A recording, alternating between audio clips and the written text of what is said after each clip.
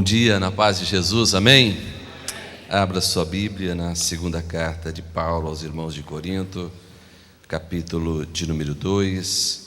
E enquanto você procura, eu expresso a minha satisfação em poder estar nesta manhã. Música dos Gideões aí? Pode cortar. Obrigado, depois eu canto. É uma satisfação poder estar em mais esse seminário da nossa escola teológica. Parabenizar o Linderson, toda a equipe, dizer da alegria de estar aqui com o meu mano, pastor Newton, pastor Ferreira, toda a equipe que lidera a Assembleia de Deus nessa cidade, e estar nesta manhã de sábado, podendo meditar com vocês na palavra de Deus. Nosso tema é Cristo é tudo na espiritualidade. Eu tenho aí exatos 60 minutos para compartilhar com vocês esse tema. Eu gostaria que dessemos base a esta reflexão, iniciando com o texto na segunda carta de Paulo aos Coríntios, capítulo 2, versículo 14. Eu estou com a Bíblia na linguagem de hoje, que é uma versão mais popular, mais acessível. Você pode traçar um paralelo com a leitura que tem em suas mãos. 2:14. Mas dou graças a Deus, porque unidos com Cristo, somos sempre conduzidos por Deus, como prisioneiros no desfile de vitória de Cristo, como um perfume que se espalha por todos os lugares. Somos usados por Deus para que Cristo seja conhecido por todas as pessoas, porque somos como o cheiro suave do sacrifício que Cristo oferece a Deus, cheiro que se espalha entre os que estão sendo salvos e os que estão se perdendo. Para os que estão se perdendo é um mau cheiro que mata, mas para os que estão sendo salvos é um perfume muito agradável que dá vida. Então, quem é capaz de realizar um trabalho como esse? Nós não somos como muitas pessoas que entregam a mensagem de Deus como se estivessem fazendo um negócio qualquer. Pelo contrário, foi Deus que nos enviou e por isso anunciamos a sua mensagem, com sinceridade, na presença dele como mensageiros de Cristo. E o texto continua, não é? A divisão em capítulo é uma divisão didática, feita no ano 1200 por um professor de uma universidade de Paris, mas quando Paulo escreveu não tinha divisão em capítulos. Então nós continuamos. Quando dizemos isso, será que estamos começando a nos elogiar a nós mesmos? Por acaso, como acontece com alguns, nós precisamos entregar cartas de recomendação para vocês ou pedi-las a vocês? Vocês mesmos são a nossa carta, escrita no nosso coração para ser conhecida e lida por todos. Sim, é claro que vocês são uma carta escrita pelo próprio Cristo, entregue por nós. Ela não foi escrita com tinta, mas com o Espírito de Deus vivo. Ela não está gravada em placas de pedra, mas em corações humanos. Dizemos isso por causa da confiança que temos em Deus, por meio de Cristo. Em nós não há nada que nos permita afirmar que somos capazes de fazer esse trabalho, pois a nossa capacidade vem de Deus. É Ele quem nos torna capazes de servir a nova aliança, que tem como base não a lei escrita, mas o Espírito de Deus. A lei escrita mata, mas o Espírito de Deus dá a vida. Você pode dizer amém? Amém. Podeis tomar assento. Nossa temática está na página 15. E vamos tentar seguir o roteiro ali trabalhado. Página 15 deste belo manual, muito bem diagramado. Parabéns à equipe. Cristo é tudo na espiritualidade. E aí vem o primeiro desafio, que certamente vocês já estão trabalhando. O que é espiritualidade? Eu cheguei 1h da manhã, fui convidado para fazer a abertura, um devocional no show do Fernandinho, ali em Biguaçu, com mais de 5.000 jovens. Venderam pelo menos 4.700 ingressos, a R$40, o mais barato. E aí uma pergunta me questionou, pensando na palestra desta manhã: aonde está a espiritualidade aqui no show do Fernandinho? Alguns dias atrás eu estava rodando lá no norte, Planalto Norte de Santa Catarina. De repente olho ao lado, à margem da rodovia, uma placa indicando Comunidade Terapêutica Monte Hermon. Eu disse: opa, vou parar aqui. Nós estamos fazendo um cadastro das comunidades em Santa Catarina. Nunca tinha ouvido falar daquela ali.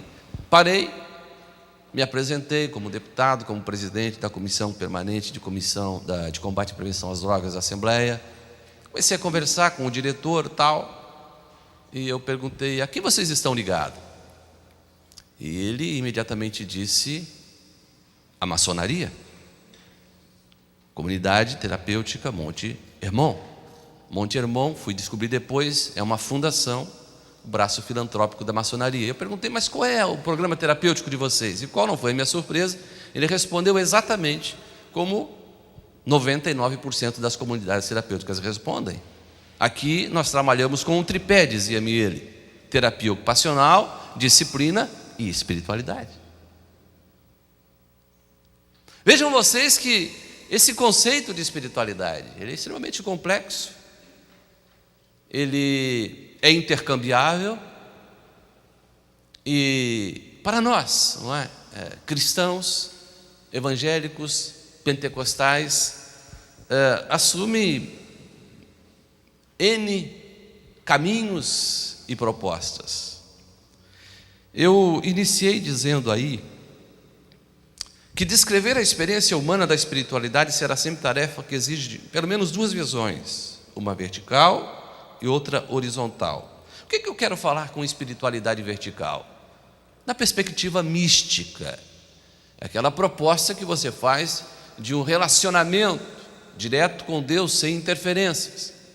Mas falo também aqui numa espiritualidade horizontal, que aponta para as conexões entre o espírito humano e o cenário no qual ele está inserido, o lugar no qual ele reside, vive, constrói a sua identidade. Então diríamos assim: espiritualidade vertical é algo místico, enquanto espiritualidade horizontal é algo prático. Mas precisamos acrescentar outros fatores a essa proposta. No segundo parágrafo eu coloquei: pessoas que não sabem por experiência o que é espiritualidade revelada nas Escrituras, confundem-a com fragmentos da fé cristã. Quase sempre uma bagagem religiosa que carregamos, às vezes do berço, e que tem várias matrizes. Eu coloquei aí pelo menos 4. Pode ser uma matriz católica, uma matriz protestante, uma matriz pentecostal ou uma matriz neopentecostal. Se você buscar uma espiritualidade protestante, essa espiritualidade vai lhe dizer a Escritura, então somente a Escritura. Se você buscar uma espiritualidade católica, essa proposta vai dizer sim, a Escritura mais a tradição dos dogmas, dos ensinos daqueles que ao longo dos anos e dos milênios fizeram a história da Igreja Católica. Se você perguntar pelo viés de uma espiritualidade pentecostal, e aí você vai encontrar alguém dizendo: bem, é a Escritura acrescida das manifestações sobrenaturais, dos dons. E se você olhar para uma proposta de espiritualidade neopentecostal, das igrejas que surgiram, estou falando do Brasil, a partir dos anos 80, e aí vem a Igreja Universal do Reino de Deus, a Igreja Mundial da Graça e tantas outras que estão nesse grupo das igrejas neopentecostais, e você perguntar qual é a espiritualidade trabalhada, qual é a perspectiva de espiritualidade nessas igrejas neopentecostais, e aí alguém vai lhe responder: a Escritura, os dons espirituais acrescidos da adoção de práticas místicas contextualizadas com emoções exploradas ao extremo, desde um lenço ungido a uma rosa perfumada ou a uma fronha ao avesso. Eu escutava ainda ontem na rádio um programa de uma igreja: traga a sua fronha, mas tem que ser ao avesso, não é? Para que a sua vida seja transformada. Espiritualidade. E nós, como é que vamos responder a essa proposta e a essa perspectiva? No terceiro parágrafo que eu coloquei: buscando as raízes da espiritualidade que sustentam a presença de Cristo em tudo no viver cristão, colocaremos em tela nesse texto Paulo, o apóstolo. Por quê? Porque nas suas epístolas nós encontramos um esboço equilibrado, sensato, de uma espiritualidade estável, firmemente alicerçada na pessoa de Cristo Jesus. Aliás, de que serve a palavra se nós não nos agarrarmos ao modelo de vida por ela proposto? Coloquei aí como indagação.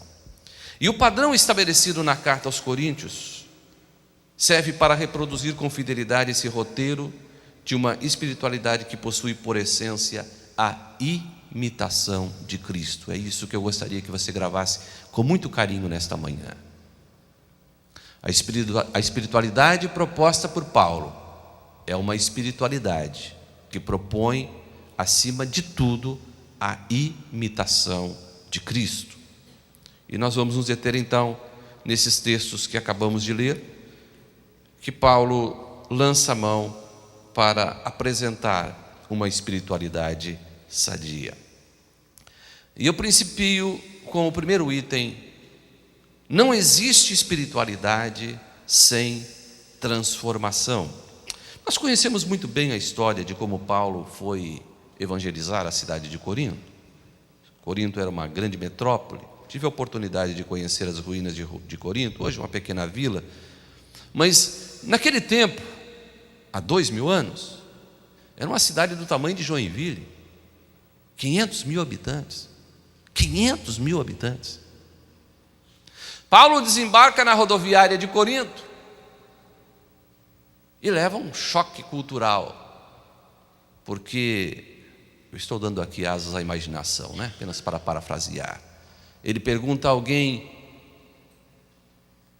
há alguma igreja cristã aqui? E logo lhe dizem: nós não sabemos o que é ser cristão. No meio de 500 mil pessoas não havia sequer um cristão. Imagine você desembarcar hoje na rodoviária de Blumenau e saber que aqui não há nenhum crente. Esse foi o impacto de Paulo. Paulo chega em Corinto no meio de 500 mil pessoas e não tinha absolutamente nenhum cristão. Ele fica ali 1 ano e 6 meses ensinando entre eles a palavra de Deus, implanta uma pequena igreja na casa de Áquila e Priscila, ou na casa que ele aluga juntamente com Áquila e Priscila, porque eram da mesma formação profissional, produziam tendas, mexiam com bijuterias, enfim, trabalhavam com couro. E aí ali nasce a pequena igreja da cidade de Corinto. Paulo vai para outras frentes missionárias, preocupado com a igreja de Corinto, sobretudo na perspectiva doutrinária. Ele manda uma carta. Aliás, os teólogos dizem que Paulo mandou pelo menos 4 cartas à igreja de Corinto. 2 delas se perderam, nós temos apenas 2 registradas no Novo Testamento. E quando ele escreve essa primeira carta aos irmãos de Corinto, ele é imediatamente contestado por alguns líderes judaizantes, que diziam: Paulo, você não tem autoridade de ensinar sobre nós. Você não esteve com Jesus nos 3 anos. Você não caminhou com Jesus, como Tiago, como João, como Pedro. Você chegou para o Evangelho muito tarde, talvez 3 anos depois. E portanto você não tem legitimidade para nos ensinar, para nos exortar, para nos instruir sobre o Evangelho. Esse foi o questionamento que os líderes judaizantes fizeram. Paulo pega da sua pena e começa a escrever a segunda carta aos irmãos de Corinto. É uma apologia, uma defesa da sua fé. E nesta defesa da sua fé, eu encontro alguns parâmetros para nós, 2000 anos depois, estabelecermos uma espiritualidade autêntica, genuína e, de fato, que caminhe em paralelo à proposta bíblica. E Paulo principia dizendo que essa espiritualidade que ele ensinou aos irmãos de Corinto é uma espiritualidade marcada por essa proposta, que sem ela não há transformação. Por isso ele diz aí no capítulo 3, verso 3: porque já é manifesto por toda parte que vós sois cartas de Cristo. Paulo chama à memória a vida dos irmãos da igreja de Corinto antes dele chegar àquela cidade. Eram beberrões, eram idólatras, vocês conhecem a história. Corinto era o berço de Afrodite, havia ali o grande santuário de Afrodite, deusa do sexo. Haviam pelo menos 1000 mulheres naquele templo que eram sacerdotisas, raspavam sua cabeça, e os romeiros que por ali passavam para fazer suas ofertas a Afrodite mantinham relações sexuais dentro do templo com essas mulheres. Imaginem a batalha espiritual que Paulo travou na cidade de Corinto. E Paulo traz isso à memória. Olha, lembrem quando eu cheguei em Corinto, vocês eram pagãos, seguidores de Afrodite, mas agora vocês são lavados pelo sangue do Cordeiro. E diz Paulo, já é manifesto por toda parte que vocês são carta de Cristo, isto é, vocês passaram por um processo de transformação. Paulo está dizendo que espiritualidade sem novo nascimento pode ser qualquer coisa: religião, formalismo, qualquer coisa institucional, menos cristianismo. Quando Cristo é tudo na espiritualidade, nós passamos a ser identificados como uma carta, diz Paulo. Já é manifesto por toda parte que vós sois carta de Cristo. É interessante que ele levanta aí algumas características que rapidamente eu coloquei. É uma carta personalizada, é carta de Cristo Jesus, não é meramente da Assembleia de Deus ou de qualquer outra religião ou instituição. Carta de Cristo Jesus, é uma carta permanente, escrita não com tinta, diz Paulo, fazendo um paralelo com as pedras onde Deus inscreveu a lei para Moisés. É uma carta pública, conhecida e lida por todas. Não existe essa história de cristianismo anônimo. E é uma carta, sobretudo, diz Paulo, sobrenatural, porque escrita pelo Espírito do Deus vivo. Espiritualidade é isso, é ter essas marcas de Cristo, a tal ponto que o mundo perceba que de fato esta carta está escrita de forma indelével nos nossos corações. Posso ouvir um amém? Amém. Segundo, espiritualidade terá que ser necessariamente sinônimo de integridade. E esse é um tema que eu gosto muito de abordar e de ler e de pensar e de refletir e de compartilhar. Por quê? Cristo é tudo na espiritualidade. Quando conseguimos estabelecer a credibilidade da revelação cristã no nosso estilo de vida. Porque, diz Paulo, verso 17, nós não somos falsificadores da palavra de Deus. Porque nós não somos falsificadores da palavra de Deus. Eu anotei aí, há uma crise de integridade invadindo nossas igrejas. Basta você escutar um programa de televisão evangélico, uma emissora de rádio, uma crise de integridade invadindo nossos templos. Entretanto, Jesus foi muito categórico, Mateus 5,37, seja porém o vosso falar sim, sim e não, não. Diante dos homens nós podemos usar máscaras, mas não com Deus. Cristão íntegro é aquele que o seu discurso está de acordo com as suas obras. Nós não somos falsificadores da palavra de Deus. É importante esta expressão que Paulo registra na perspectiva da integridade. Há uma outra expressão que diz assim, acho que é no versículo 17 ainda, nós não somos pessoas que entregam a mensagem de Deus como se estivesse fazendo um negócio qualquer, não é? Antes, com sinceridade, falamos da parte de Deus. Vocês conhecem bem a etimologia da palavra sinceridade, mas permitam-me reprisá-la aqui para enfatizar a temática. Quando os mercadores em Roma, em especial vendedores ambulantes, saíam vendendo seus vasilhames, suas panelas, batiam a porta de alguma dona de casa, e se ela estivesse interessada em comprar alguma vasilha, ela fazia o teste da sinceridade. Qual era o teste da sinceridade? Porque naquele tempo já tinha alguns vendedores espertos demais, malandros, e às vezes tinha alguma fissura na base daquela panela e eles passavam uma fina camada de cera.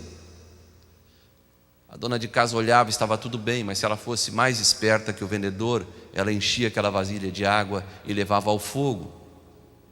E ao fogo a cera derretia e o líquido ia embora. Era o teste da sinceridade, era para ver se aquela panela estava adulterada ou não. E daí veio a palavra do latim, sem cera, e chegou até nós como sinceridade. O crente não pode ter cera, o crente precisa ser sem cera, sincero diante de Deus e diante dos homens, amém? Terceiro, quando Cristo é tudo na espiritualidade, causaremos impactos positivos na sociedade. Paulo diz aí no verso 15 do capítulo 2: e por meio de nós, Deus manifesta em todo lugar o perfume do seu conhecimento. Porque nós somos, melhor dizendo, nós somos por Deus o bom perfume de Cristo. Interessante, Paulo, ele tinha uma sensibilidade, não é, para usar das suas metáforas e alegorias em relação à vida cristã. E ele fala aqui do perfume. Claro, nós identificamos certas pessoas pelo perfume que usam, não é? Você pode nem ver a pessoa, mas passou por você, opa, fulano está por aqui, porque você identifica ela pelo perfume que utiliza. O que Paulo quer dizer? Que a espiritualidade autêntica nunca passa desapercebida. Você não precisa colocar uma plaquinha na testa dizendo sou cristão. Nada contra você usar uma camiseta, um slogan, é positivo, é bom, mas não é isso que traduz a tua espiritualidade. Tem muito lobo por aí usando camiseta sou de Jesus. Paulo está dizendo que essa espiritualidade, ela é identificada nas nossas obras, nas nossas atitudes, nas nossas ações, nas nossas palavras. E este perfume é um perfume produzido pelo próprio Espírito Santo, não é? Lá no Gólgota, quando Cristo de fato foi prensado por nós, o que saiu dali foi um perfume que agora é derramado sobre nós. E quando nós estamos lá fora, o mundo percebe isso. O mundo cheira este perfume que parte do Calvário e passa por nós e atinge o mundo lá fora. O bom perfume de Cristo. Eu visitei certo dia um comércio e a pessoa disse: você é crente? Sim, sou crente. Pois é, fulano de tal é presbítero da sua igreja. Não foi aqui em Blumenau. Fulano de tal é presbítero da sua igreja, está me devendo aqui há 5 meses, o que eu faço? Esse não é o bom perfume de Cristo. Este é um mau perfume. Esse é um perfume negativo. Mas como é bom quando alguém conversa com você e diz: você conhece fulano de tal? Conheço. Ah, que pessoa agradável, que homem de Deus, ele frequenta a tua igreja, né? Que pessoa especial. O que é isso? É o bom perfume de Cristo Jesus. Isso é espiritualidade. Isso é a marca de Cristo em nós. Vamos em frente. 4. Sem gratidão, sem espiritualidade. É interessante que no versículo 14, Paulo usa uma conjunção adversativa para dizer assim: graças, porém, a Deus. Observe este porém. Apesar de tudo, não obstante as dificuldades, olha só, aqui Paulo está sendo injuriado, caluniado, rejeitado como líder da igreja, mas mesmo assim ele levanta a cabeça e diz: graças, porém, a Deus. Isso é alguma coisa que o mundo lá fora não pode imitar. Nem o diabo consegue imitar isso aqui. Agradecer em tempo de adversidade. Graças, porém, a Deus, é saber que vale a pena suportar o sofrimento, eu coloquei aí, pois ele contribuirá para um resultado glorioso. Romanos 8:28, que você conhece. Todas essas coisas somos mais do que vencedores. Em tudo dai graças, porque esta é a vontade de Deus em Cristo Jesus para convosco, diz Paulo, quando escreve à igreja em Tessalônica. E eu tracei um paralelo que rapidamente eu compartilho com você. Observe 1 de Pedro 1:1 e 2 de Pedro 1:1, está aí no item C. Em 1 Pedro 1:1, Pedro se apresenta dizendo assim: aqui fala Pedro, o apóstolo de Jesus Cristo. Olha só, aqui fala Pedro, o apóstolo de Jesus Cristo. Os anos se passaram, dizem os historiadores, que entre a primeira carta e a segunda carta há mais ou menos aproximadamente 2 décadas, 20 anos. 20 anos depois, Pedro, amadurecido, forjado pelas lutas, pelas perseguições, pelas lutas do primeiro século, ele escreve uma segunda carta. E aí como é que ele se apresenta? Servo. E não é mais Pedro, é Simão. Interessante. Porque Pedro era o protótipo, não é? Do homem forte, infalível, corajoso. Fiquei feliz essa semana porque eu ouvi um discurso do Papa e ele estava diante de inúmeros cardeais e entre as suas expressões ele disse uma frase que eu preciso repetir aqui. Ele olhou para os cardeais e disse: eu também sou pecador. Achei interessante, não é? A infabilidade papal defendida durante milênios, e vem o Papa Francisco e diz diante de um seleto grupo de líderes: eu também sou pecador. Demoraram para descobrir isso, mas descobriram. Paulo demorou 20 anos. Aqui está Pedro. Mas de repente ele diz: não, quem fala aqui não é Pedro o apóstolo, quem fala aqui é Simão o servo. Sabe por quê? Porque todos nós aqui dentro nesta manhã, todos, sem exceção, desde o pastor presidente a cada um de nós aqui, todos, temos um porém na nossa vida. Todos temos um porém na nossa vida. Esse porém fala das nossas limitações. Esse porém fala dos nossos tropeços. Esse porém fala das nossas batalhas espirituais.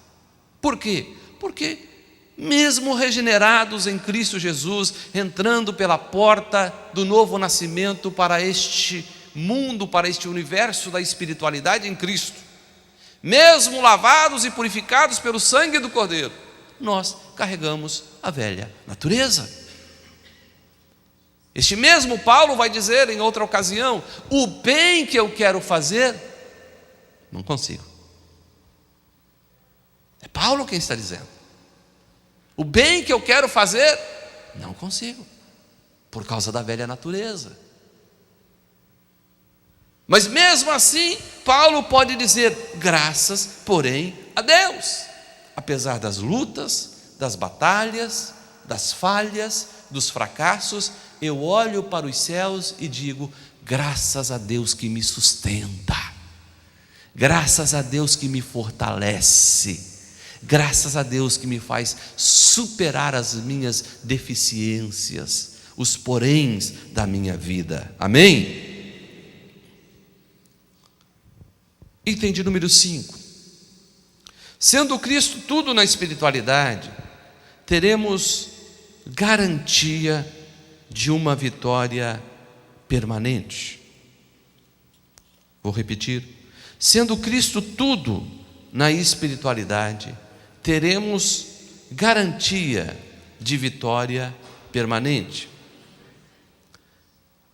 Paulo diz assim no verso 14, a segunda parte: porque em Cristo, ou porque Cristo sempre nos conduz em triunfo, ou, conforme a tradução, em vitória, em êxito.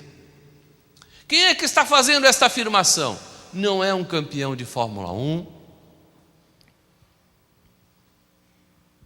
É alguém que talvez, se nós tivéssemos a oportunidade de contratar um biógrafo moderno para fazer a sua biografia, a biografia de Paulo, iria nos trazer dados riquíssimos do ponto de vista cultural, histórico, iria dizer muita coisa sobre Paulo, menos de que este camarada foi um vencedor.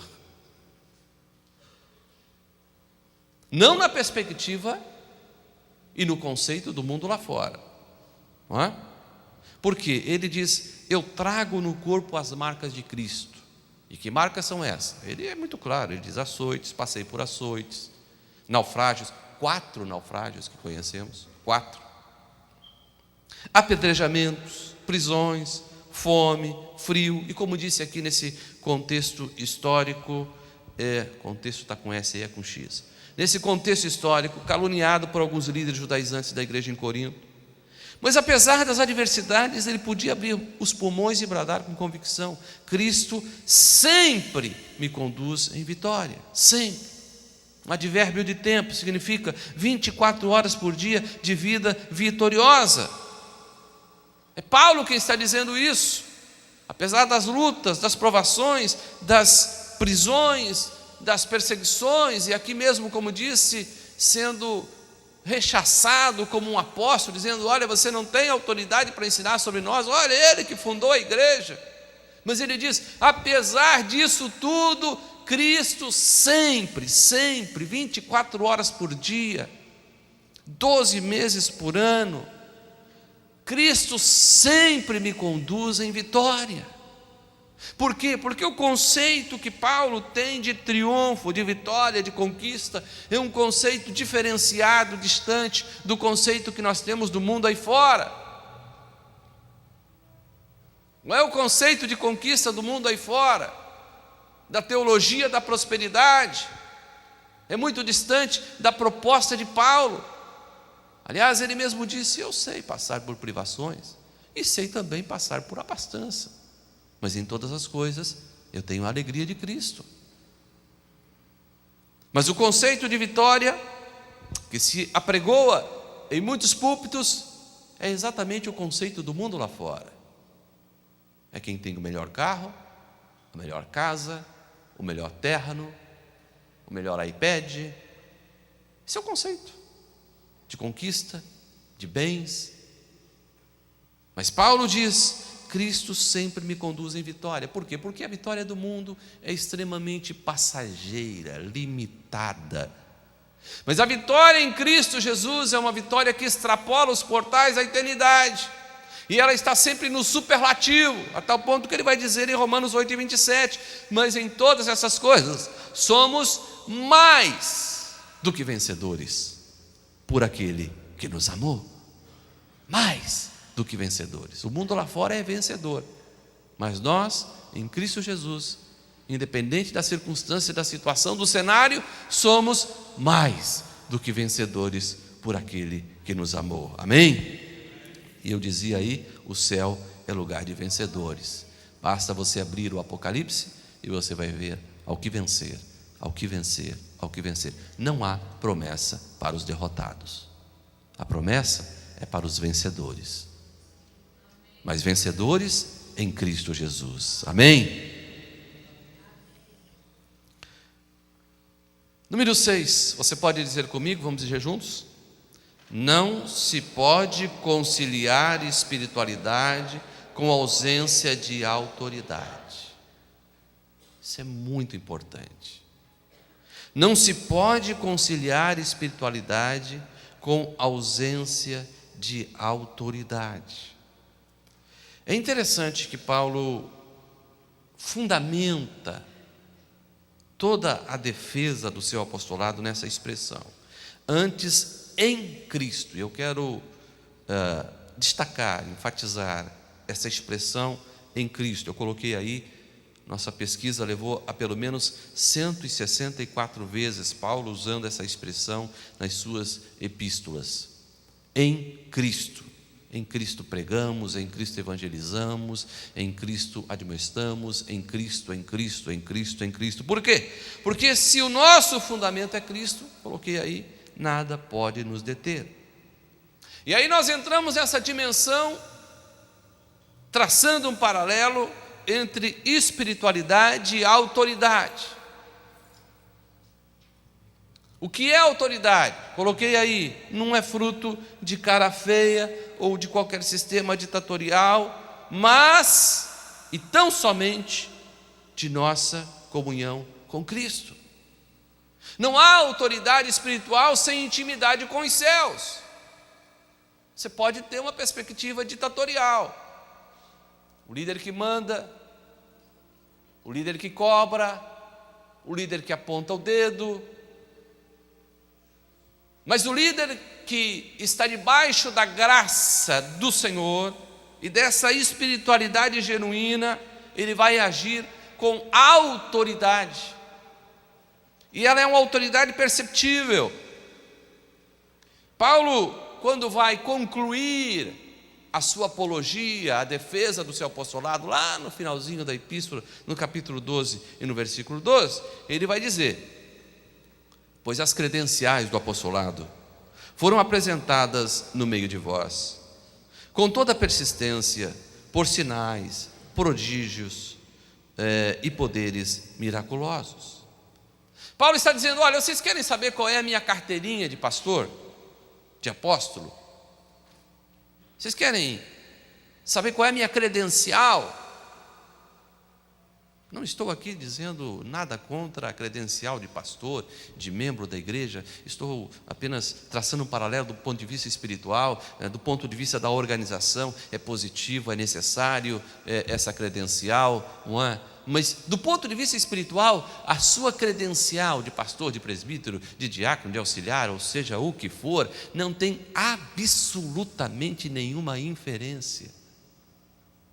Não adianta você pegar a sua credencial de pastor e colocar na cabeça de um endemoniado, porque o demônio não vai sair, vai quebrar a tua credencial ainda. Paulo, não é isso que Paulo está falando.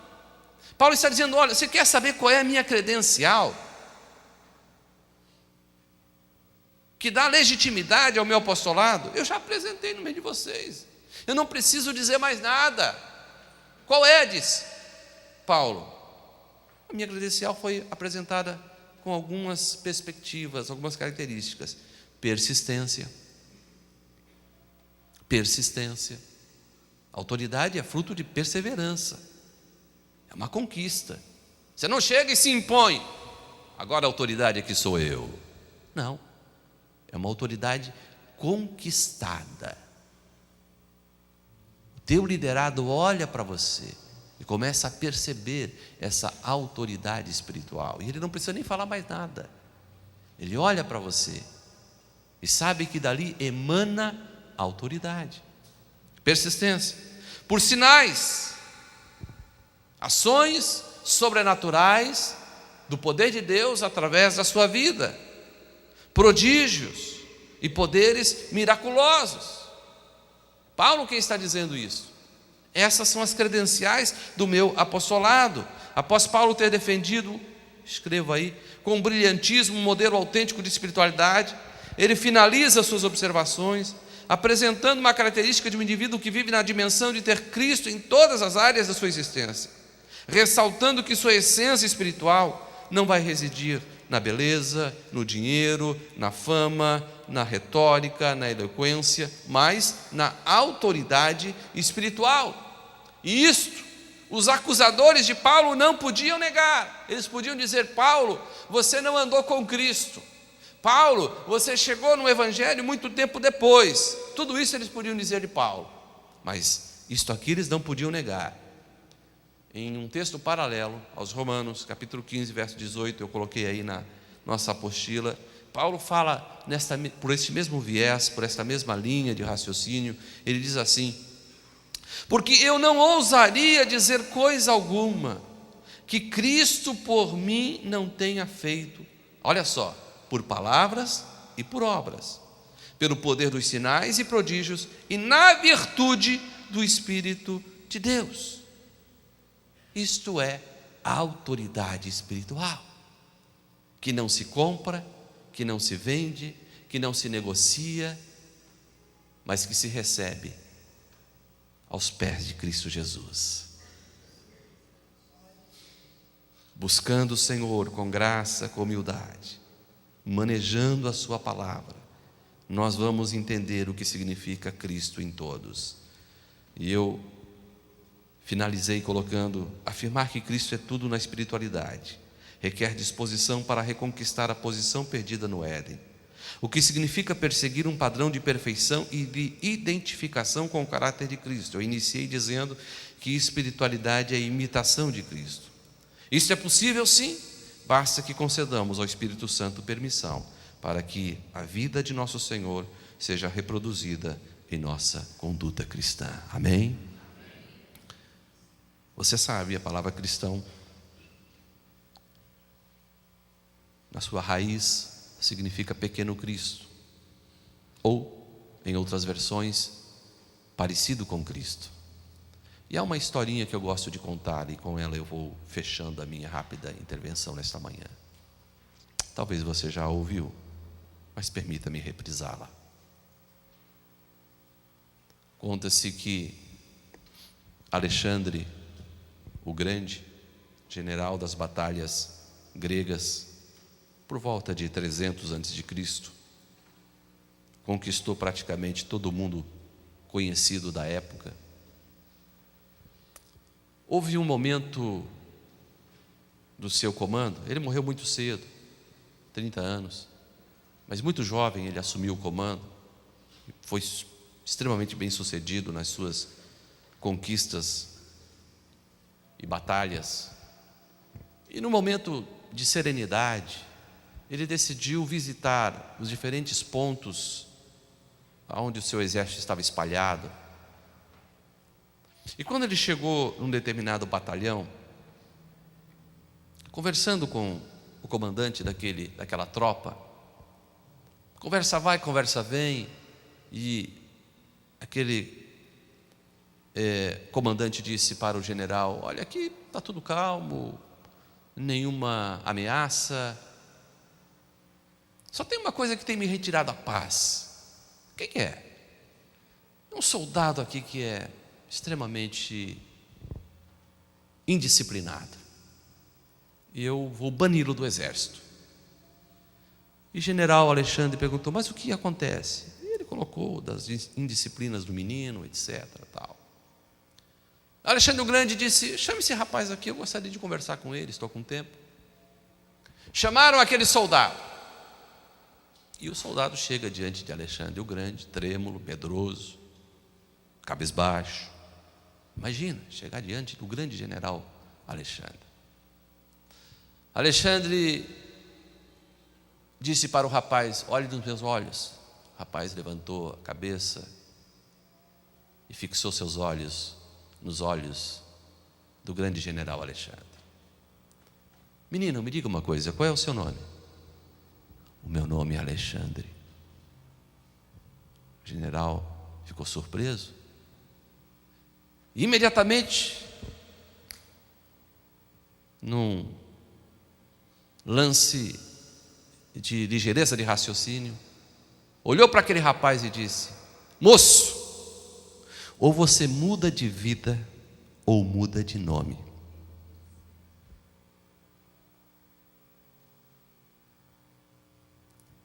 O nosso general Jesus Cristo passa em revista ao seu exército nesta manhã. Ele pergunta a cada um de nós: qual é o seu nome? Será que podemos responder: sou cristão? Sou parecido com Cristo? Estou buscando imitar a Cristo?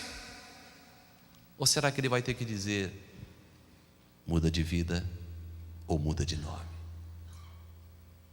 Que Deus tenha misericórdia de nós, para que de fato possamos ter essas marcas de Cristo na nossa caminhada. Só assim poderemos dizer: Cristo é tudo na minha caminhada de espiritualidade cristã. Vamos estar de pé nesse momento.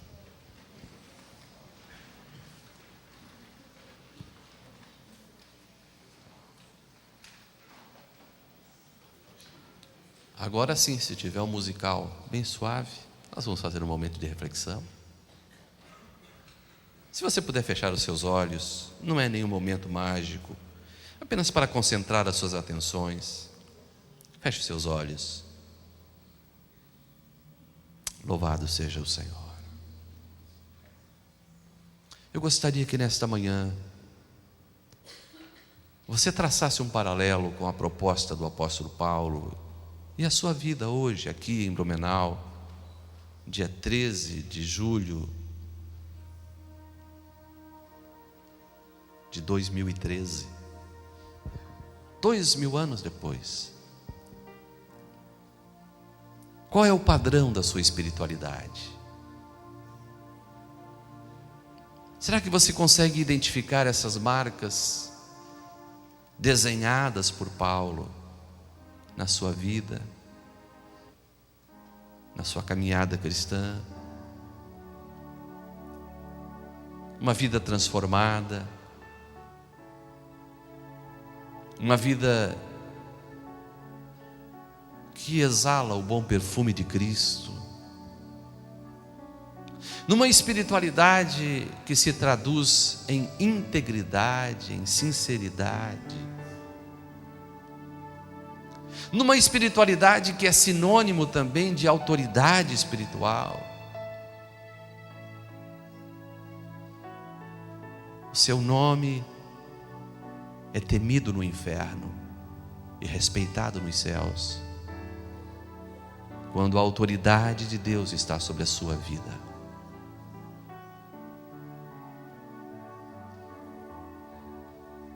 Será que você tem cultivado a gratidão a Deus mesmo em meio às adversidades? Não obstante o porém da sua vida, não obstante as adversidades que você tem enfrentado, nas diferentes áreas da sua existência, mas você pode ser agradecido a Deus.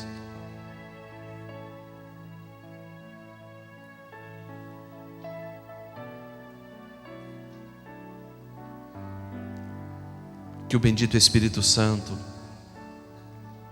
possa derramar sobre nossas vidas nesta manhã e neste momento de reflexão, este bom perfume de Cristo. Que seja um perfume contagioso do ponto de vista positivo, trazendo saúde, trazendo vida, trazendo libertação, trazendo paz para o ambiente onde estamos inseridos. Esta é uma manhã oportuna, propícia, para fazermos uma dedicação de nossas vidas no altar do Senhor e dizer: Senhor, eu preciso, eu desejo, eu anseio ser parecido com a tua pessoa. Eu quero imitar o teu exemplo de vida. Eu não quero ser um cristão falsificado. Eu quero ser autêntico, íntegro. Sim, Pai. Que esta graça possa ser manifestada nas nossas vidas, neste mundo apodrecido que está aí fora. Como diz Paulo, um mundo que se apresenta com batalhas espirituais ferrenhas.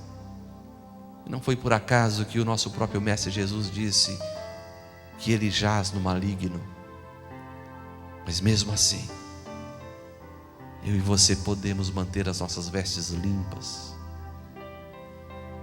desde que o óleo, o bendito óleo do Espírito Santo, esteja sobre nossas cabeças, invada os nossos corações e se traduza em palavras e atitudes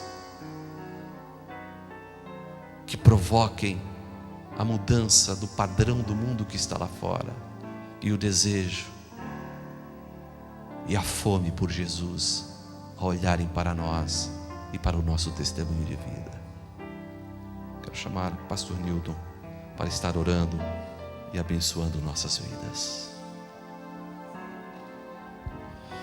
Pai querido, nós te louvamos por esse momento que tu nos permite estarmos reunidos e aqui refletirmos sobre o nosso cristianismo, porque a tua palavra diz que tu, ó Cristo, é tudo em todos, e que nós possamos entender essa verdade e refletirmos naquilo que ouvimos também nesta manhã, para que possamos sermos cristãos autênticos, verdadeiros, sem cera, mas que a sinceridade e o cristianismo que nós pregamos, servimos, falamos, apregoamos, venha ser uma prática real de intimidade contigo, de vida contigo, de experiência contigo.